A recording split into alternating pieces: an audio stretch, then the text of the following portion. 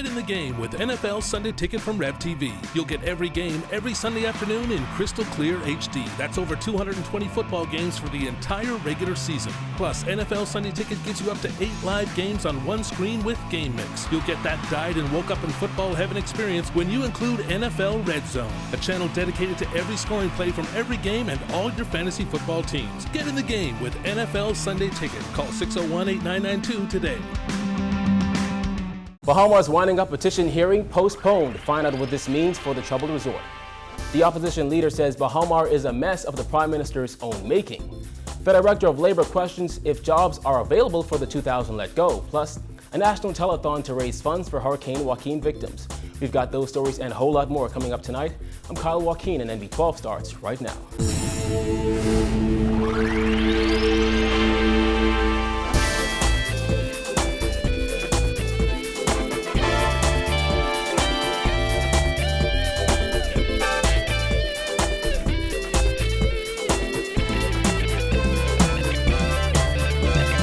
Welcome once again to NB12. The deadline for the winding up hearing of Bahamar was pushed back by several weeks today.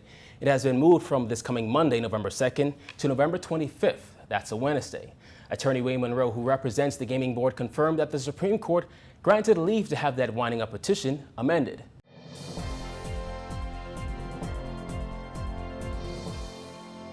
There was a hearing before Justice Winder where the petitioners sought leave to amend the petitions. The 6 other than the gaming board petitioned to add new petitioners, the Bahamas government being a petitioner in each instance, and to add the just and equitable grant to each of those petitions and to update the amounts owed. The law requires at least 7 days advertisement of the new petitions to the new date. Monroe said while negotiations were ongoing, the government didn't want to take any steps that could have caused an influx of creditors or the situation to become any more complicated. But now that it's clear negotiations to this point have failed, the petitions will be advertised and government's team would be moving forward. However, Monroe today also suggested that government may be taking it a bit too easy on the developer. Socrates Merlian. I've said earlier today that I'm not the government. But if I were the government or negotiating for the government, I would make it quite clear. You terminated these people, it saves you $5 million a month for not having them working, not paying them. Well, guess what? You're looking forward to $1.4 billion worth of concessions. I will be reducing those 50 million, 100 million every month. You want to save $5 million? And give Bahamian people that gift for Christmas, I have a gift for you too. So the government would have been very patient with everyone, just like Bahamian people have been very patient listening to a fellow who say he break. But he's still hanging around. If you broke, get out the pool. You know, you're supposed to have all this money that they say they have. You don't want to bring any of it to the game, yet you want to still have some skin in the game. Be real. If you're supposed to love the people of Bahama Nation, put your money where your mouth is. He was referring to his Merlian, who reportedly only wanted to put up $25 million and have government provide a sovereign guarantee of $175 million after China Exim Bank agreed to loan $200 million. It's been just over a month since provisional liquidators have been appointed at the multi-billion-dollar resort. So far, 2,000 employees have been let go. Now, as for some blaming the government for the layoffs after getting involved, Monroe notes that if the Chapter 11 process had continued in Delaware, the layoffs would have actually happened much sooner. Well, it's as if people aren't really paying attention to what was filed in the Chapter 11 process. If Chapter 11 had gone ahead, these people would have been terminated much earlier.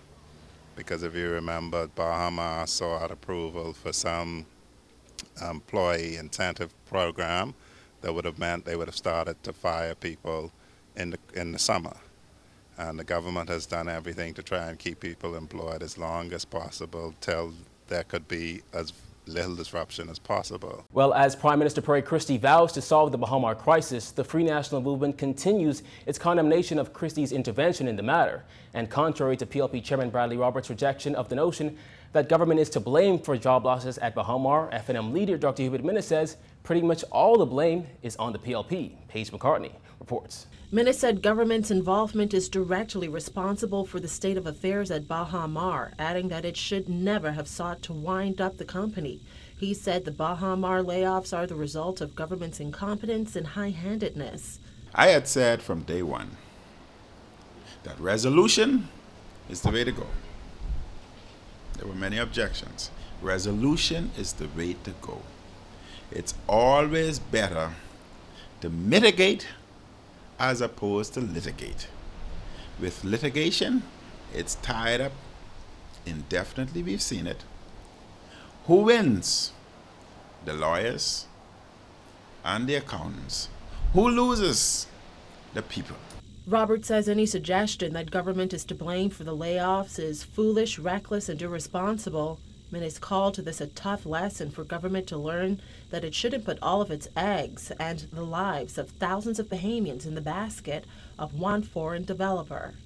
I would want all Bahamians working, but that has sent us a lesson. That's taught us a lesson. When I talk about rebooting the system, we must now look at things differently. Let's reboot the whole system. Look at it differently. He said as troubling as this is for the Bahamas, it shows the need for government to jumpstart the diversification of the local economy. We must look at the role of small and medium-sized businesses. We must concentrate on small and medium-sized businesses. The red carpet that we roll out for the private sector, we must roll out for the Bahamians.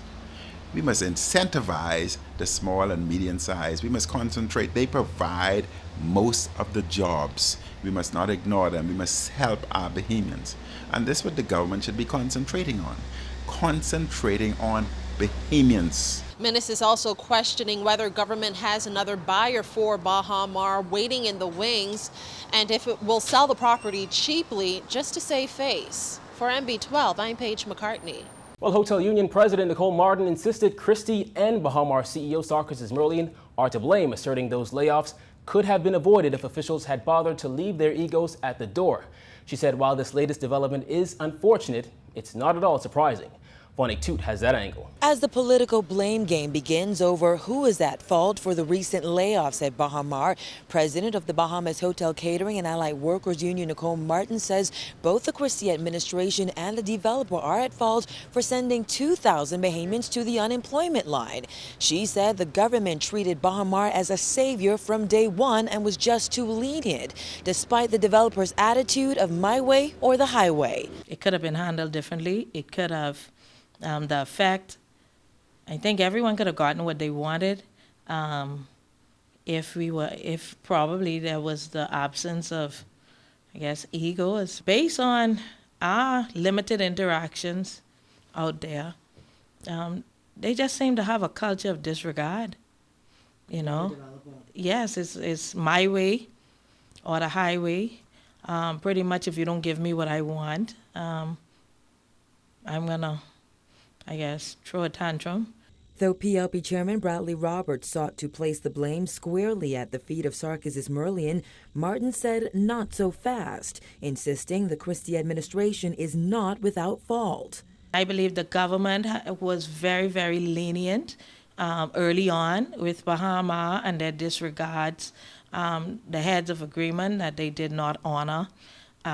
It just seemed like the government was giving them a lot. In a letter to employees on Thursday, Baha Mar's joint provisional liquidator said following a review of the financial affairs of the Baha Mar companies, it became clear that the companies could not meet all operating costs, including existing staff levels. As a result, 2,000 employees were let go.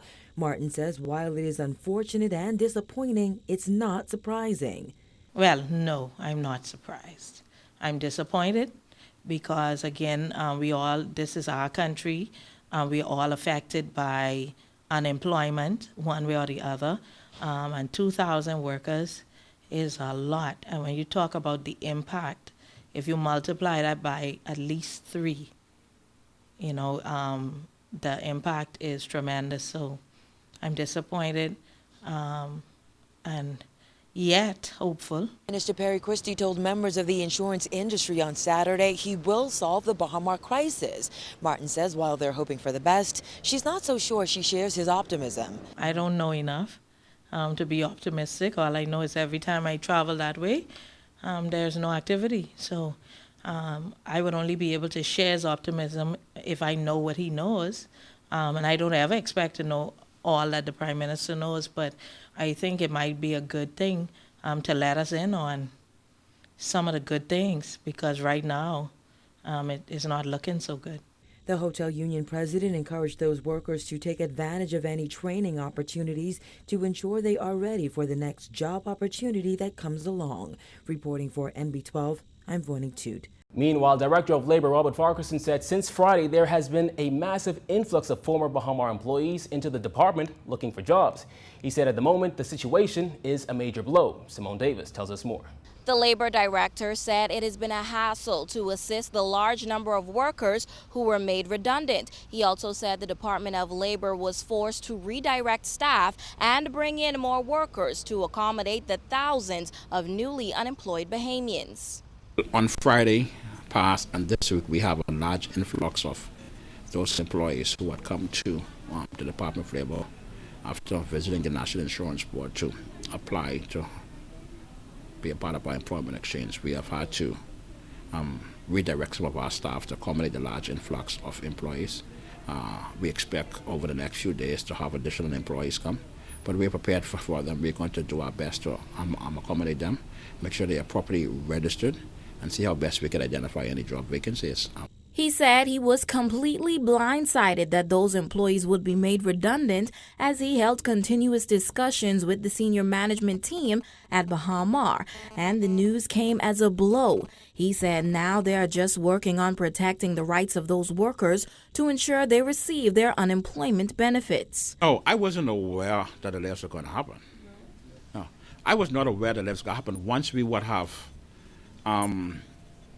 been advised of the request made to Justice Winder from the Department of Labor perspective. I had discussions with the senior management team of the company Bahama, and they would have subsequently advised us of a request made by the liquidators, which was approved by the Justice of the Supreme Court, and then the subsequent the decision taken by the liquidators to have those persons made redundant in accordance with the Employment Act. He noted that exactly 1,984 employees were made redundant, while 354 employees were retained, with 180 of those being security officers. As for the unemployment rate, FARQUHARSON asserted that he's disappointed that the layoffs at Baha Mar would likely result in a spike in unemployment. The Department of Statistics during the last labor force survey was 14.9%.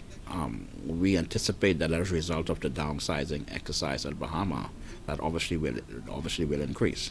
The Department of Labor is charged with seeking to identify job vacancies and to try and match unemployed job seekers with those vacancies. The hotel and tourism sector has some opportunities that may become available in the very near future. We know that 2 hotel properties are anticipated to open up in another few months.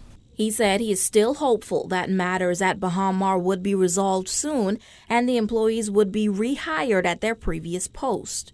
But notwithstanding the fact that there are limited opportunities presently, we believe that the stakeholders involved in the Baha Mar fiasco will very, very quickly have the matter resolved, meaning that we anticipate that these persons will be rehired, re-engaged by Baha Mar because they have already been trained.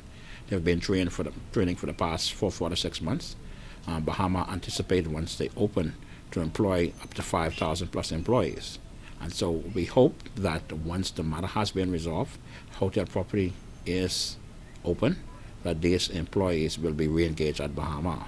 Reporting for NB12, I'm Simone Davis.